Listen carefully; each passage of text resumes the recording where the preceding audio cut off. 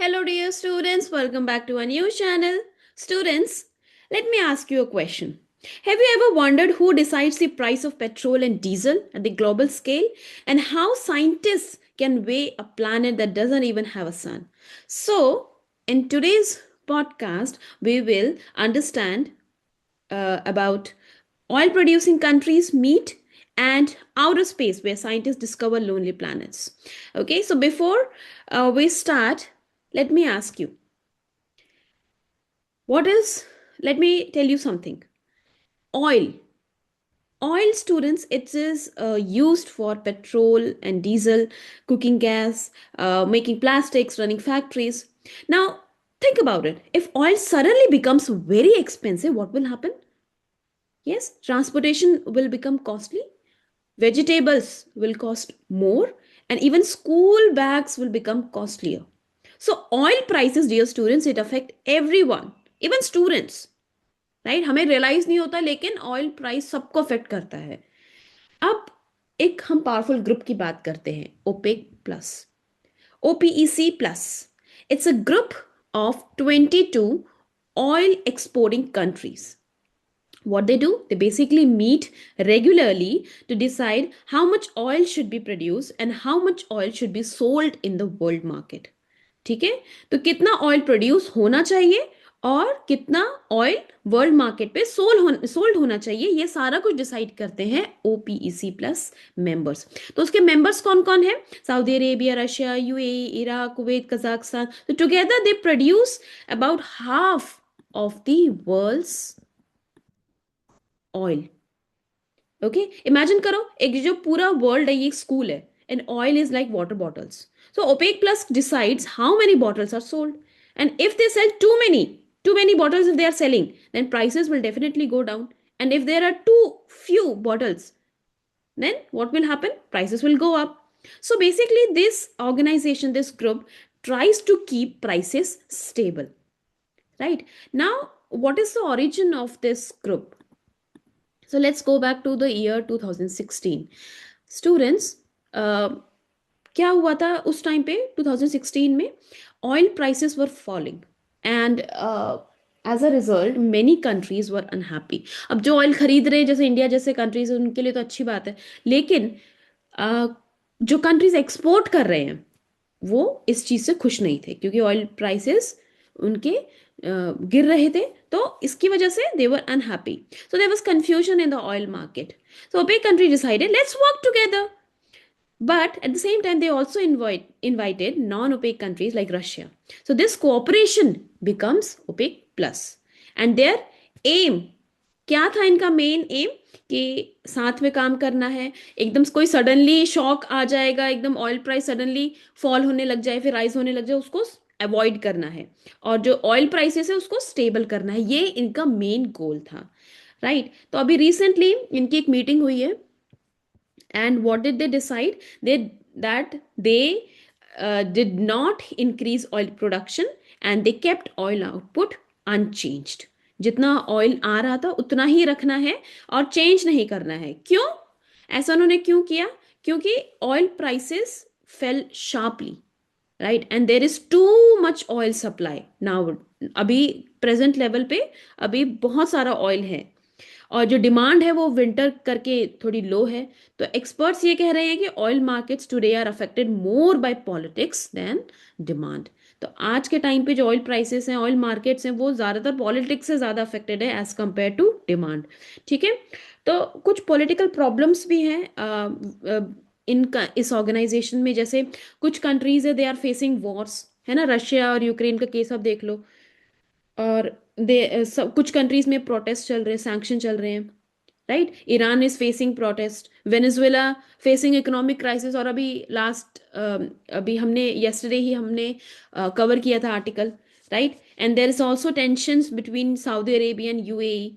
So OPEC plus chose stability over arguments, right. Now, why this matters to India? See students, India is an oil importing country. We import lots of oil, है ना. 86% of our oil demand is met through import only. ठीक है, 86% बहुत ज़्यादा है जो हम country से इंपोर्ट करते हैं. तो अगर ऑयल प्राइस राइज होगा तो उसके उससे क्या होगा, petrol will cost more, and if oil prices fall then transport becomes cheaper. So for India, stable oil prices means that there will be stable economy and there will be less pressure on families. That's why India closely watches OPEC plus decisions. तो इनके जो decision होते हैं उसको India इसीलिए ध्यान से note करता रहता है, ध्यान से ऑब्जर्व करता रहता है कि यहाँ पे क्या चल रहा है क्या नहीं चल रहा है. राइट. अब स्टूडेंट्स, नेक्स्ट हम बात करते हैं दूसरे आर्टिकल की, micro lensing. Okay, so scientists recently discovered a rogue planet. What's a rogue planet? A rogue planet is one that does not orbit any star. जैसे अर्थ है, अर्थ रोग प्लैनेट थोड़ी ना, अर्थ तो सन के सराउंड रोटेट करता है, राइट? तो रोग प्लैनेट वो होता है जिसमें जिसके पास कोई भी स्टार नहीं है. ठीक है, it has no sun and it travels alone in space. So it's like, अगर हम ऐसे इमेजिन करें तो it's like a child lost in a huge playground. Okay, and how do scientists wait? So they used a technique called micro lensing. देखो, imagine करो कि एक planet है and if it passes in front of a distant star. ठीक है, तो अगर कोई जैसे कोई प्लैनेट है, वो ऑल्दो वो किसी सन के, अगर उसका खुद का कोई सन नहीं है, लेकिन अगर कोई ऐसा सन है जैसे उसके पास में डिस्टेंट स्टार है, तो उसके पास में से जब वो जाता है तो उसकी जो ग्रेविटी है तो वो क्या करती है, वो स्टार की जो लाइट है उसको बेंड कर देती है and star looks brighter for a short time. ठीक है, समझ में आया? जैसे कि कोई स्टार है यहाँ पे, ठीक है, सन इज ऑल्सो स्टार, राइट?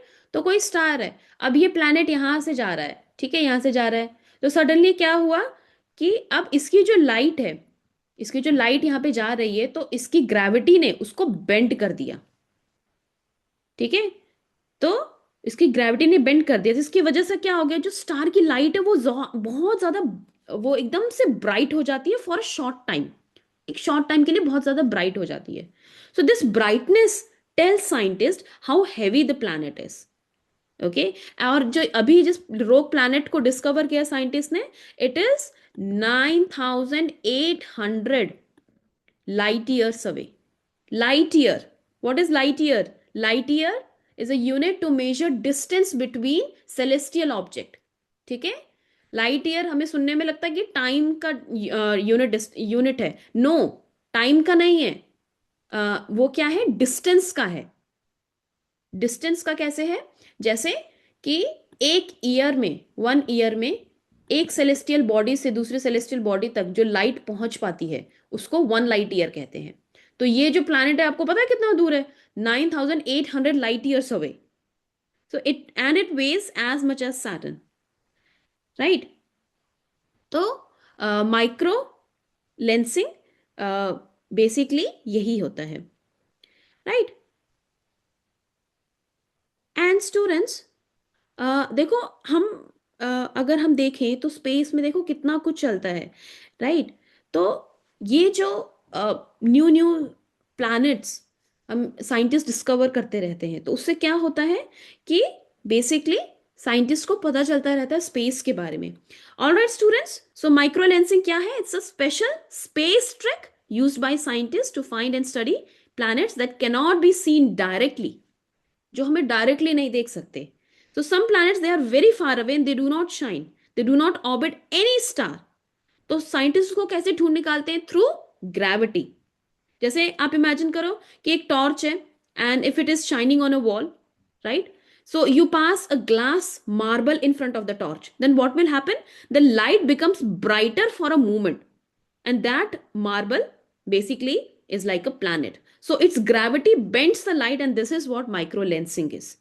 ठीक है, तो माइक्रो लेंसिंग क्या करता है? बेसिकली एक डिस्टेंट स्टार है, उसको पता चलता है उसके बारे में, और ये एक ट्रिक है, बेसिकली स्पेशल स्पेस ट्रिक है, तो जिसके बारे में साइंटिस्ट उन प्लैनेट्स के को स्टडी करते हैं which can not be seen directly.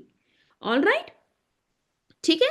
So distant micro lensing कैसे काम करता है फिर से आपको बता देती हूँ. Distant star is shining and a planet passes in front of it, so the planet's gravity basically bends the star's light.